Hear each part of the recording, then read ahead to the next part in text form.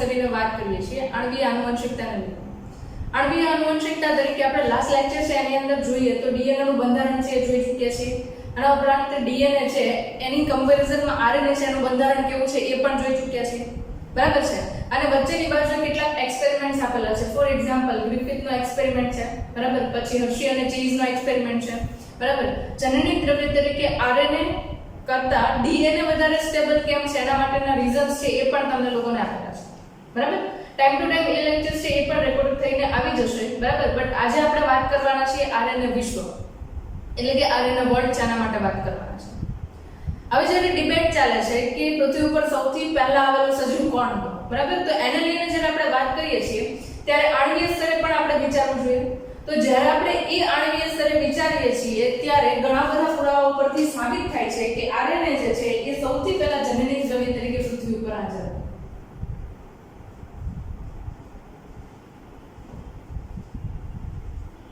શું હતું? તો કે આરએનએ જનનિક દ્રવ્ય તરીકે પહેલાના ટાઈમમાં હાજર હતું, બરાબર. આ આટલું આપણે મેન્શન કરીને રાખીએ. બટ આ પોઈન્ટ જે છે અત્યારે આપણા માટે કોઈ કામનો નથી, કારણ કે આપણને હાલના તબક્કે ખબર છે કે ડીએનએ જે છે જનનિક દ્રવ્ય છે. સોરી, બરાબર. અને આના ઉપરાંત તમે જુઓ તો ઘણા બધા સજીવો છે જેમની અંદર આરએનએ છે જનનિક દ્રવ્ય તરીકે હોય છે, બરાબર. એ આઈડિયા તમને ઓલરેડી ક્લિયર છે. For example tobacco mosaic virus, influenza virus, HIV virus, બરાબર. તો આ બધા વાયરસ જે છે એની અંદર આરએનએ છે જનનિક દ્રવ્ય તરીકે હોય છે. આ આઈડિયા પણ આપણને ક્લિયર છે. બટ હાલમાં જે આપણે જોવાનું છે આરએનએ છે એ આપણા માટે કેમ એટલો બધો ઇમ્પોર્ટન્ટ છે એના માટે જોવાનું છે. હવે આગળ ચેપ્ટરની અંદર જેમ જઈએ એમ તમે જુઓ છો કે ડીએનએ નું સ્વયંજનન છે, પછી ડીએનએ માંથી આરએનએ બનવાની પ્રક્રિયા એટલે કે ટ્રાન્સક્રિપ્શનની પ્રક્રિયા છે, એના પછી આરએનએ માંથી પ્રોટીન બનવાની પ્રક્રિયા એટલે કે ટ્રાન્સલેશનની પ્રક્રિયા છે. તો જ્યારે આપણે આ બધી પ્રક્રિયાઓને સમજવી છે ત્યારે આરએનએ છે એને ચોક્કસ રીતે સમજવો જોઈએ. જો આરએનએ ને સમજીએ તો જ આપણને એ બધી પ્રોસેસ સમજશે, બરાબર. બાકી ટેક્સ્ટ બુક ની અંદર તમને વચ્ચે વચ્ચે ટીઆરએનએ છે, આરઆરએનએ છે એના વિશે થોડી ઇન્ફોર્મેશન આપેલી છે, થોડી ઘણી તમે 11th સ્ટાન્ડર્ડમાં જોઈ રહ્યા છો. બટ એ બધી ઇન્ફોર્મેશનને તૃતક લેવી એની કરતા બેટર ઓપ્શન છે કે એક સાથે આરએનએ છે એને થોડા ઘણા પ્રમાણમાં સમજી લઈએ કે 12th ના બેસિસ પર તમને સ્વયંજનન, પ્રત્યાંકન અને ભાષાંતરણની પ્રક્રિયા છે એ સમજાવશે, બરાબર. તો સ્ટાર્ટ કરીએ. શા માટે આરએનએ છે એને આપણે જનનિક દ્રવ્ય તરીકે નથી જોતા એના પોઈન્ટ થોડા રિવાઇઝ કરી લઈએ. શું કામ આપણે ડીએનએ ને જનનિક દ્રવ્ય કહીએ છીએ? તો કે મેજર પોઈન્ટ શું છે ને તો આપણે કહીએ છીએ કે જનનિક દ્રવ્ય છે પોતે સ્વયંજનન પામી શકવું જોઈએ, બરાબર. તો ડીએનએ છે પોતાની રીતે સ્વયંજનન થઈ શકે છે, બરાબર. આગળના લેક્ચરની અંદર પાછો આપણે એ ટોપિક છે એને કવર કરશું, ડીએનએ નું સ્વયંજનન. આરએનએ છે પોતાની રીતે સ્વયંજનિત થઈ શકતો નથી, એ ડીએનએ ઉપર આધારિત છે કે એના દ્વારા એ સ્વયંજનિત થાય, બરાબર છે. બટ આમ જોઈએ તો ડીએનએ છે એનું સંશ્લેષણ છે એ પણ ચોક્કસ રીતે આરએનએ આધારિત જ છે, બટ એની અંદર જે શૃંખલા છે એનું નિર્માણ છે એ પહેલેથી પ્રેઝન્ટ ડીએનએ છે એનાથી થાય છે, એટલા માટે આપણે એને ડીએનએ માંથી ડીએનએ નું નિર્માણ કહીએ છીએ, બરાબર છે.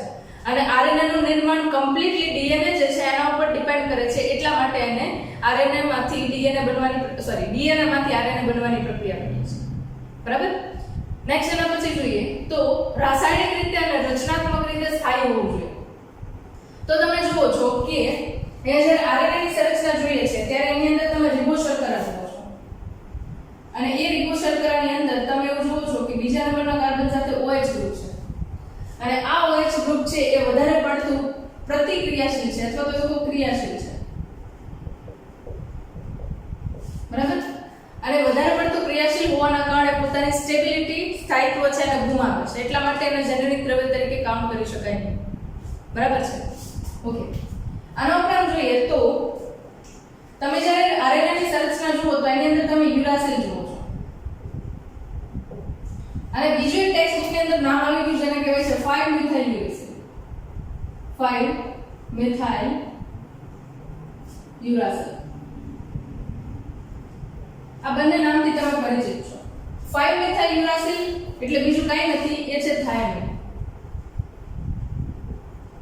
જેને કેપિટલ T થી ઇન્ડિકેટ કરીએ છીએ, યુરાસિલ ને કેપિટલ U થી ઇન્ડિકેટ કરીએ છીએ. તો 5-methyl uracil અને એની સામે તમે જુઓ તો યુરાસિલ, આ બંને જે છે એમાં હું એવું કહું છું કે યુરાસિલ જે છે એની અંદર 5 નંબરની પોઝિશન ઉપર જે કાર્બન પ્રેઝન્ટ છે એની સાથે મિથાઇલ ગ્રુપ જોઈન્ટ થાય છે અને મિથાઇલ ગ્રુપ જોઈન્ટ થવાના કારણે જે સ્ટ્રક્ચર બને છે એને આપણે નામ આપીએ છીએ થાઇમ. હવે અહીંયા આપણે એક વસ્તુ જોવાની છે કે યુરાસિલ જે છે એની કરતા થાઇમિન જે છે એ વધારે સ્ટેબલ છે. બરાબર?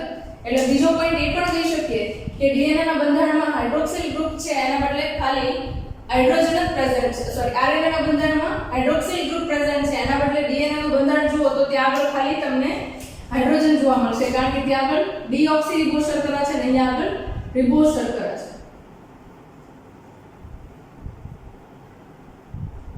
બરાબર? એટલા માટે આ સ્ટેબલ છે ડીએનએ માં અને આ જે છે એ આરએનએ માટે છે જેના કારણે આરએનએ છે વધારે સ્ટેબલ નથી. બરાબર? તો યુરાસિલ કરતા 5 મિથાઇલ યુરાસિલ એટલે કે થાઇમિન જે છે વધારે સ્ટેબલ છે. આ બંને સંરચનાઓ છે એ આરએનએ કરતા ડીએનએ ને વધારે સ્થાયી બનાવે છે જેના કારણે એવું કહીએ છીએ આપણે કે આરએનએ ની અંદર જેમ ઉદ્વિકાસ આવ્યો, રાસાયણિક ફેરફાર થયો,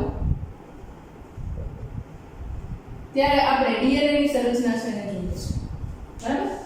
તો આ પોઈન્ટ આપણને એકદમ ક્લિયર છે. રાઈટ? નેક્સ્ટ એના પછી જે આપણે ડિસ્કશન ની અંદર વાત કરવાના છે ત્યારે આરએનએ છે એના વિશેની સંપૂર્ણ માહિતી છે એને ડિસ્કસ કરીએ. સૌથી પહેલા તો એ ક્યાં ક્યાં પ્રક્રિયામાં ભાગ ભજવે છે એના માટે વાત કરી લઈએ. બરાબર? આમ જુઓ તો આરએનએ છે એના 3 મેઇન પ્રકાર છે તમને આઈડિયા આવશે. પહેલું આપણે કહીએ છીએ મેસેન્જર આરએનએ જેને શોર્ટ ફોર્મમાં કહેવાય છે mRNA. બરાબર? બીજું જુઓ તો છે ટ્રાન્સફર આરએનએ જેને શોર્ટ ફોર્મમાં કહેવાય છે tRNA. એના પછી જુઓ તો અહીંયા આગળ છે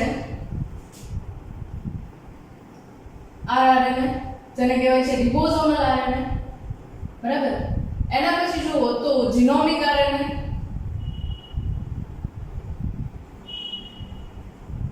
એના પછી તમે જુઓ તો snRNA સ્મોલ ન્યુક્લિયર. બરાબર? આ પણ તમને જોવા મળે છે અને આના ઉપરાંત છઠ્ઠું જે આવે છે એને કહેવાય છે સ્મોલ સાયટોપ્લાઝમિક આરએનએ. બરાબર? તો આ આટલી સંરચના છે એ તમને સંરચનામાં જોવા મળે છે. એમાંથી મેઇન જે આપણા ફોકસમાં રાખવા જેવી સંરચના છે ને એ આ 3 આરએનએ છે જેમાં mRNA એટલે કે મેસેન્જર આરએનએ નામ યાદ રાખતા જજો. mRNA એને કહીએ છીએ મેસેન્જર આરએનએ, બીજું છે tRNA જેને આપણે કહીએ છીએ ટ્રાન્સફર આરએનએ, ત્રીજું છે અહીંયા આગળ rRNA જેને કહેવાય છે રિબોઝોમલ આરએનએ. હવે એક જોતા તમને નામ ઉપરથી આઈડિયા આવી જાય કે આરએનએ છે અમને આવા નામ કેમ આપવામાં આવે. મેસેન્જર આરએનએ છે ડીએનએ ની અંદર રહેલો મેસેજ છે એને આગળની બાજુએ ટ્રાન્સફર કરવા માટે ઉપયોગી છે. બીજું છે અહીંયા આગળ tRNA transfer RNA. Transfer RNA શું કરશે તો કે આપણે જોઈએ છે કે એમિનો એસિડ જ્યારે એકબીજા સાથે જોડાય ત્યારે બનાવશે પોલીપેપ્ટાઇડની શૃંખલા. તો એમિનો એસિડ જે જગ્યાએથી છે એને એક જગ્યાએથી બીજી જગ્યાએ ટ્રાન્સફર કરવા માટે અને ચોક્કસ પ્રકારના એમિનો એસિડને ટ્રાન્સફર કરવા માટે અહીંયા આગળ તમને tRNA જોવા મળે છે. આના ઉપરાંત તમે જુઓ તો rRNA જે પ્રોટીનને સિન્થેસિસ કરવા માટેની ફેક્ટરી કહીએ છીએ આપણે રિબોઝોમ્સ. બરાબર? તો રિબોઝોમ્સ છે એ જે કોષની અંદર વધારે હશે અથવા તો એવું કહું કે ખરબચડી અંતઃકોષનું જાળ રફ એન્ડોપ્લાઝમિક રેટિક્યુલમ. બરાબર? તો જેની સપાટી પર રિબોઝોમ્સ વધારે છે એમાં અલ્ટિમેટલી એવું કહી શકું કે rRNA છે એનું પ્રમાણ વધારે છે. રાઈટ? તો એ rRNA જે છે એના કારણે રિબોઝોમ્સનું બંધારણ છે અને રિબોઝોમ્સના બંધારણના કારણે આપણે પ્રોટીન સંશ્લેષણની પ્રક્રિયા છે એ સજીવની અંદર જોઈ શકીએ છીએ. બરાબર? એટલે એનું નામ છે રિબોઝોમલ આરએનએ કારણ કે રિબોઝોમ્સના બંધારણમાં હાજર હોય છે એટલા માટે. બરાબર છે? આ પોઈન્ટ તમને એકદમ ક્લિયર હશે. બરાબર? બાકીના જે છે જીનોમિક આરએનએ આ તમને બંધારણીય સંરચના તરીકે કોષ કેન્દ્રની અંદર મળશે. સ્મોલ ન્યુક્લિયર આરએનએ એ પણ ત્યાં આગળ મળશે. સ્મોલ સાયટોપ્લાઝમિક આરએનએ સાયટોપ્લાઝમ એટલે કોષ રસ. બરાબર? એની અંદર જોવા મળશે. આ ટોપિક જે છે ટાઈમ ટુ ટાઈમ આપણે જેમ જેમ આગળ ડિસ્કસ કરતા જશું એમ આવતા જશે ત્યારે આપણે પાછા એના વિશે ડિટેલમાં ચર્ચા કરીશું. બરાબર? બટ અહીંયા આગળ આપણે સૌથી વધારે પહેલા વાત કરવાની છે અહીંયા આગળ mRNA, tRNA અને rRNA છે એને લઈને. બરાબર? ઓકે. હવે એ પહેલા મેં તમને એ પણ વાત કરી દીધી કેટલાક સજીવો છે એની અંદર જનીનિક દ્રવ્ય તરીકે શું હોય છે? RNA હોય છે. સજીવ તો નહીં કહીએ પણ વાયરસ જે છે એમને સજીવ અને નિર્જીવને જોડતી કડી કહીએ છીએ. બરાબર છે? તો જનીનિક દ્રવ્ય તરીકે RNA જે છે એ તમને ટોબેકો મોઝેઇક વાયરસ TMV તરીકે ઓળખીએ છીએ. પછી છે HIV, human influenza virus, human immunodeficiency virus, બરાબર. એના પછી તમે જુઓ તો ઇન્ફ્લુએન્ઝા વાયરસ,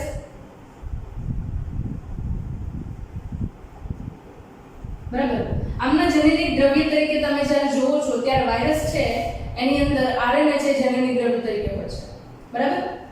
ઓકે, સામાન્ય રીતે DNA ની સંરચના છે એને શું કહીએ છીએ આપણે? ડબલ સ્ટ્રેન્ડેડ DNA કહીએ છીએ. બટ અહીંયા આગળ તમે જોજો કે RNA જે છે મોટા ભાગે કેવો હશે? જેનેટિક દ્રવ્ય સિવાયની વાત કરીએ છીએ. RNA છે કેવો હશે? તો કે સિંગલ સ્ટ્રેન્ડેડ હશે.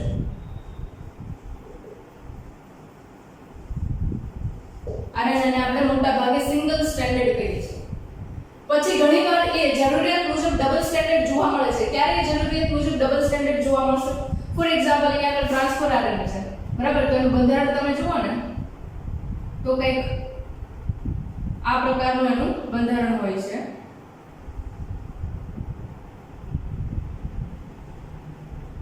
બરાબર. એમાં તમે જે આ ભાગ જુઓ છો ત્યાં શું છે તો કે એડેનિન એટલે કે પ્યુરિન અને પેરિમિડિન એકબીજા સાથે બંધની મદદથી જોડાય છે. તો અહીંયા આગળ તમને જે જોવા મળે છે લૂપ છે એ કેવો છે તો કે જોડાયેલો નથી. સામેની બાજુએ બીજા નાઇટ્રોજન બેઝ છે એ પેર બનાવવા માટે હાજર નથી, બરાબર. તો એ લૂપની અંદર આ જે હશે એ સિંગલ સ્ટ્રેન્ડેડ RNA હશે. અને બીજું ઉપરની તરફ તમે જે આ સંરચના જુઓ છો એને આપણે ડબલ સ્ટ્રેન્ડેડ RNA કહીશું. આ સમજવા માટે આપણી પાસે ટાઈમ છે. હજી નેક્સ્ટ લેક્ચરની અંદર પાછા આપણે RNA ચામના બંધારણને ડિસ્કસ કરશું અલગ અલગ લેક્ચરમાં. એટલે અલગથી RNA ચામના બંધારણને ડિસ્કસ કરશું ત્યાર પાછું તમને વધારે ક્લિયરન્સ આપીશું, બરાબર છે. બટ સિંગલ સ્ટ્રેન્ડેડ અને ડબલ સ્ટ્રેન્ડેડ ક્યારે કહી શકાય ને એ સમજવા માટે તમને આ કીધું છે, બરાબર છે. ઓકે, સૌથી પહેલા થોડી વાત કરી લઈએ એમના ફંક્શન્સને લઈને. કાર્યો કયા કયા કરે છે RNA એને લઈને.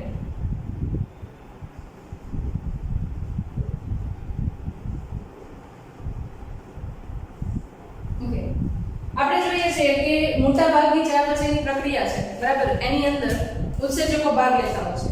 બટ એ વાત પણ હકીકત છે કે RNA છે એ પણ મોટા ભાગે ચયાપચયની પ્રક્રિયામાં ભાગ ભજવે છે, બરાબર. આ વસ્તુ છે એને યાદ રાખજો. ચયાપચયની પ્રક્રિયા છે એની અંદર તમે જુઓ છો સતત ઊર્જા છે એક જગ્યાએ બીજી જગ્યાએ ટ્રાન્સફર થાય છે. એક મોલેક્યુલ છે એનું બીજા મોલેક્યુલમાં સતત રૂપાંતરણ થતું હોય છે.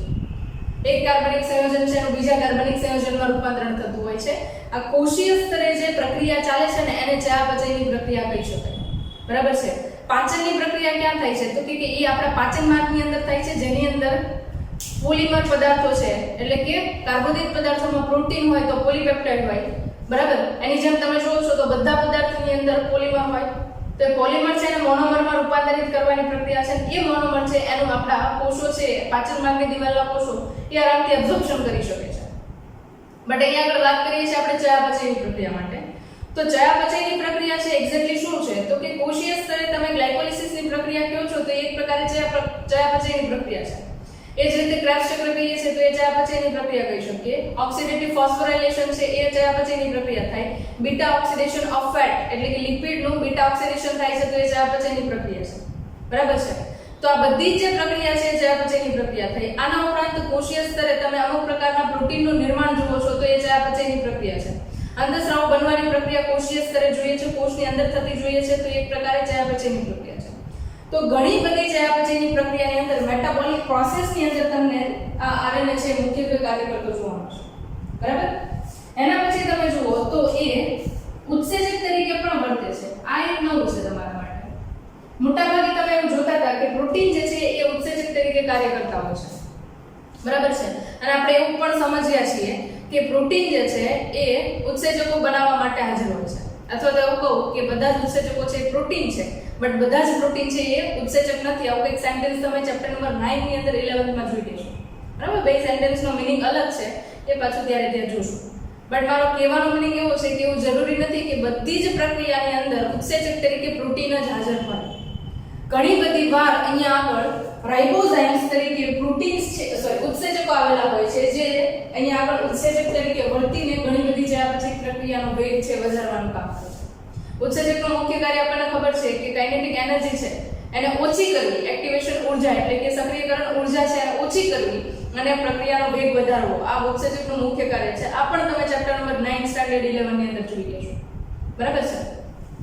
તો અહીંયા આગળ મુખ્ય બે કાર્યો જોયા છે, ચયાપચય પ્રક્રિયામાં અને ઉત્સેચક તરીકે વર્તે છે. આના ઉપરાંત તમને બધી જ પ્રક્રિયાઓની અંદર આરએનએ છે આની મુખ્ય ભૂમિકા જોવા મળશે. એ પ્રક્રિયા તરીકે અહીંયા આગળ હજી એક મેન્શન કરું તમને, ડીએનએ માંથી આરએનએ બનવાની પ્રક્રિયા. ઓકે, એ કોન્સેપ્ટને સમજવા માટે આપણે એક કામ કરીએ, સેન્ટ્રલ ડોગ્માનો સિદ્ધાંત છે એ તે ફરીથી અહીંયા મેન્શન કરી લઈએ.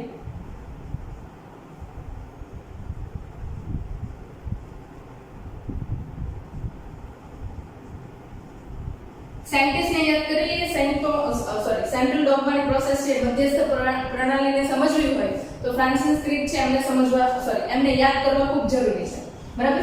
કારણ કે એમણે જ આપણને આખી આ પ્રક્રિયા આપી હતી કે ડીએનએ છે એના આધારિત આરએનએ નું નિર્માણ થાય છે. આરએનએ છે એ પછીથી પ્રોટીન સંશ્લેષણમાં મદદ કરે છે, બરાબર? થોડો બેઝિક ઇન્ફોર્મેશન ને લઈને અહીંયા આગળ હાઇલાઇટ કરું છું, બાકીની બધી જ પ્રોસેસ છે એ આપણે ડિટેલમાં જોવાની છે, બરાબર?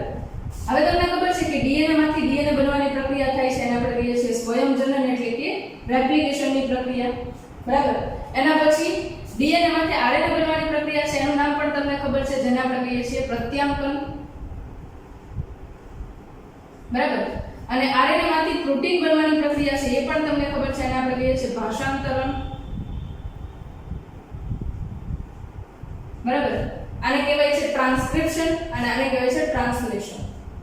હવે આ બધી પ્રક્રિયામાં આરએનએ નો રોલ ક્યાં છે ને એ વસ્તુ સમજી લઈએ, બરાબર? જો મને ડીએનએ માંથી ડીએનએ બનાવવું છે ને તો ત્યાં આગળ એક નાનો સ્મોલ ફ્રેગમેન્ટ ઓફ આરએનએ એટલે કે નાનો આરએનએ નો ટુકડો હશે જે સૌથી પહેલા ડીએનએ ના સંશ્લેષણની પ્રક્રિયાની શરૂઆત કરશે. એટલા માટે આપણે એને નામ આપીએ છીએ RNA dependent DNA polymerase.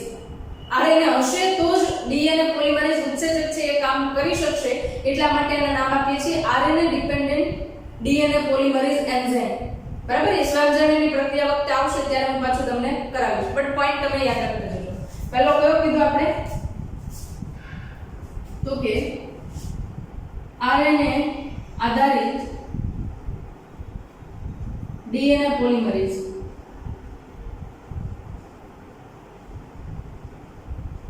Polymerase એ જ આવ્યું પાછળ એટલે આ ઉત્સેચક છે, બરાબર? પોલિમરેઝ કેમ કહીએ છીએ તો કે ડીએનએ નો પોલીન્યુક્લિયોટાઇડ બનાવવા માટે જરૂરી ઉત્સેચક છે.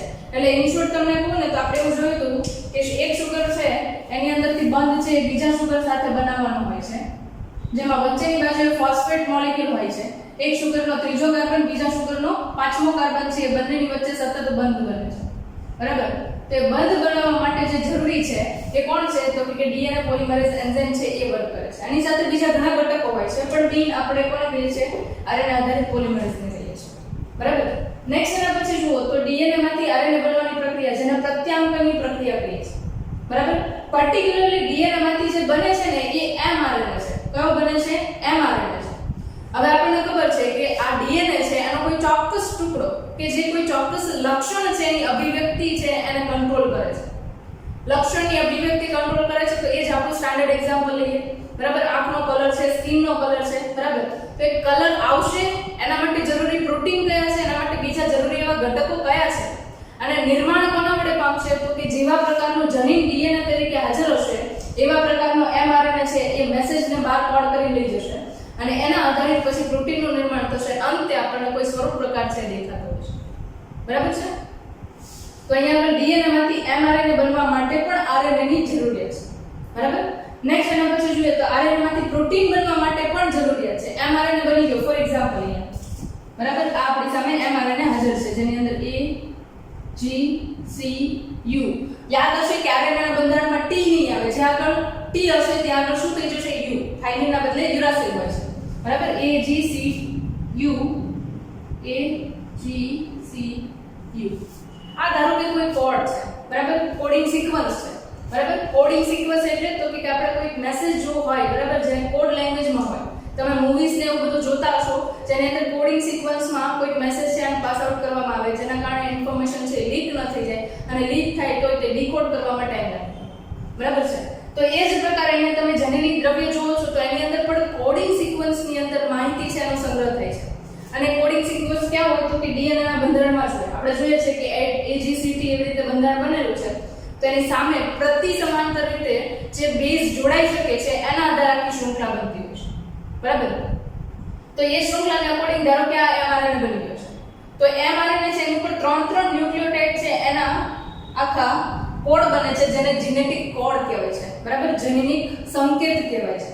અને એ જનીનિક સંકેત જે છે એના આધારે tRNA જે છે ચોક્કસ પ્રકારનો એમિનો એસિડ છે એને ઉપરના છેડા સાથે જોડીને લાવે છે.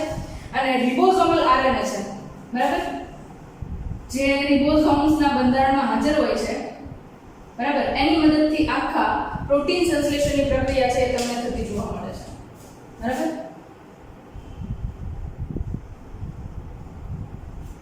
બરાબર, તો અહીંયા આગળ આખી જે આ પ્રક્રિયા પૂરી કરવી છે એના આધારે આખા સજીવનું નિર્માણ થાય છે. અને એ સજીવ જ્યારે કાર્યકારી રીતે કાર્ય કરે છે અને એના કોષોની અંદર પ્રક્રિયા જોઈએ છે ત્યારે ઉત્સેચક તરીકે, એ વાહક સંદેશાના વાહક તરીકે એક જગ્યાએથી બીજી જગ્યાએ એમિનો એસિડને ટ્રાન્સફર કરવા માટે, ઇવન પ્લાઇસિંગની પ્રક્રિયા, પ્લાઇસિંગ ઉપર ધ્યાન આપજો, બરાબર, શું કીધું મેં, પ્લાઇસિંગની પ્રક્રિયા જે આગળ તમે સ્વયંજનનની પ્રક્રિયા જોશો, પ્રત્યાગમનની પ્રક્રિયા જોશો, એની અંદર આવશે, બરાબર. તો પ્લાઇસિંગની પ્રક્રિયા છે એની અંદર પણ ભાગ ભજવે છે. આના ઉપરાંત એને ઘણીવાર આઈ થિંક tRNA છે એને અનુકૂલકારક તરીકે ઓળખીએ છીએ આપણે, એક્ઝેક્ટ યાદ નથી મને ગુજરાતીમાં, બરાબર, ટ્રાન્સફર RNA છે એને કદાચ અનુકૂલકારક તરીકે ઓળખીએ છીએ. તો આવા ઘણા બધા ફંક્શન્સની અંદર RNA જે છે એ પ્રેઝન્ટ હોય છે, જેને લઈને આ બેઝિક ઇન્ફોર્મેશન છે. RNA ના પ્રકાર છે એને લઈને હું પાછો અલગથી લેક્ચર બનાવીશ જેની અંદર તમને mRNA, tRNA અને rRNA છે એને લઈને ઇન્ફોર્મેશન ક્લિયર થશે. બટ તમારે અહીંયા આગળ 3 પોઈન્ટ છે વધારે ક્લિયર રાખવાના છે. DNA માંથી mRNA બને છે ત્યારે mRNA નું કાર્ય છે, એના પછી mRNA માંથી પ્રોટીન બને છે ત્યારે બાકીના બચતા 2 RNA, આમ જોઈએ તો 3 RNA ત્યારે કામ કરશે. આ રિબોસોમલ RNA અહીંયા આગળ હાજર છે, આ mRNA ની સિક્વન્સ અહીંયા હાજર છે, અને ટ્રાન્સફર RNA છે એમિનો એસિડને લઈને આવવાનું કામ કરશે. એટલે 3 પ્રકારના RNA જ્યારે ભેગા થાય છે ને ત્યારે ભાષાંતરણની એટલે કે ટ્રાન્સલેશનની પ્રક્રિયા છે આખી પૂરી થાય છે. એના અંતે કોઈ પણ પ્રોટીનનું નિર્માણ થાય છે, અને એ પ્રોટીન છે કોઈ પણ હોઈ શકે, આગળ ઉપર એ અંતઃસ્રાવ પણ બની શકે, એ ઉત્સેચક પણ બની શકે, કોઈ સજીવ માટે અન્ય ઘટક પણ બની શકે, બંધારણીય ઘટક, બરાબર, કોઈ પણ કાર્યની અંદર એ સંકળાયેલો હોઈ શકે છે, બરાબર છે. તો RNA વર્ડ છે એને લઈને થોડી ઇન્ફોર્મેશન છે જે મેં તમારી સાથે શેર કરી છે. RNA ના પ્રકાર જે છે આપણે નેક્સ્ટ લેક્ચરની અંદર સ્ટડી કરશું, બરાબર. છતાં પણ કોઈ ટોપિકને લઈને ડાઉટ હોય તો તમે કમેન્ટ સેક્શનમાં કમેન્ટ કરી શકો છો.